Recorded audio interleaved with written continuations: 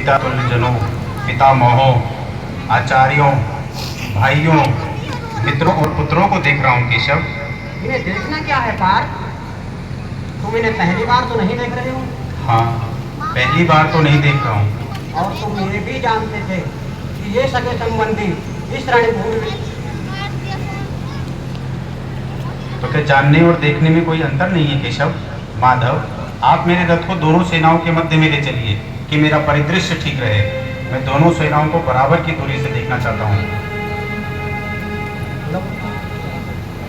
रणभूमि का मध्य तो आ गया।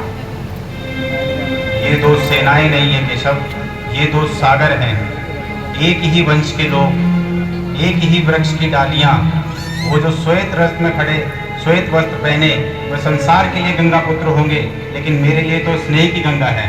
वे आचार्य द्रोण हैं, जिन्होंने नहला दिया मुझे अपने ज्ञान के सागर में। वासुदेव, जितना उन्होंने मुझे दिया है उतना तो स्वयं अपने पुत्र अश्वत्थामा को भी नहीं दिया है।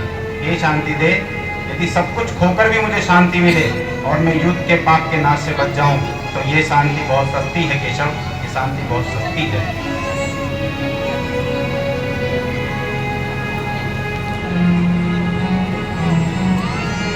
उतस्तवाकस्मनमिदं विस्मय समुत्तम अनार्यजुतमकीर्तिकरम अर्जुन। केशव, मेरा नाम लेकर मुझे पुकारने से पहले ये बताओ पार्थ, जब विनाश के बाद ओर से उमड़ आए हैं और धर्म, रक्षा और विजय की आस लिए तुम्हारी ओर देख रहा है, इस संकट की घड़ी में तुमने कायरता के हीन भावों को अपने हृदय में आने कैसे दिया? श्रेष्ठ पुरुष को योग विषाद में डूबा नहीं करते। धर्म और अधर्म के बीच संघर्ष की निर्णायक घड़ी में नपुंसक न बनो पार्थ, नपुंसक न बनो। हे परंतप, हे शत्रु संहारक, हे धनंजय, तुम्हारे भाव अनार्य हैं।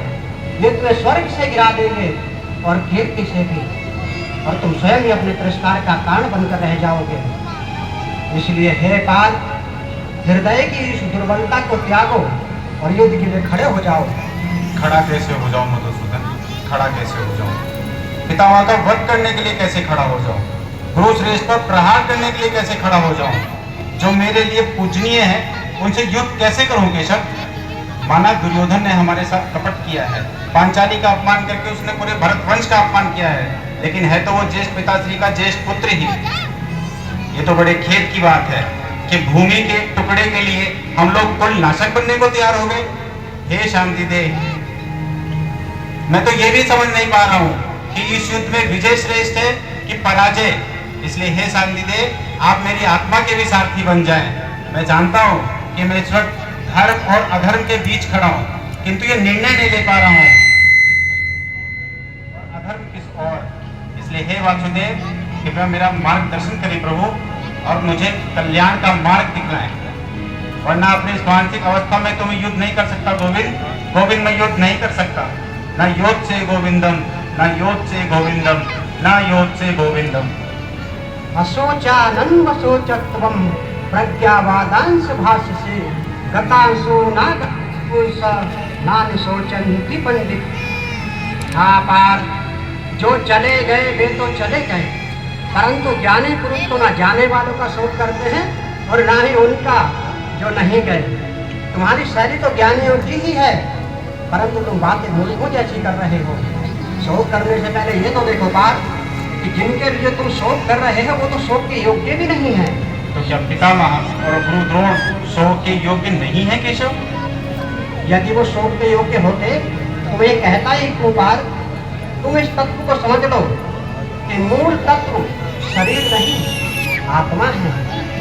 हे परंतप, सामान्य मनुष्य की भांति अपने हृदय को विचलित न होने दो। अपने कर्तव्य को भली भांति पहचान कर और छत्ते उचित कर्तव्य समझकर इस युद्ध को करो।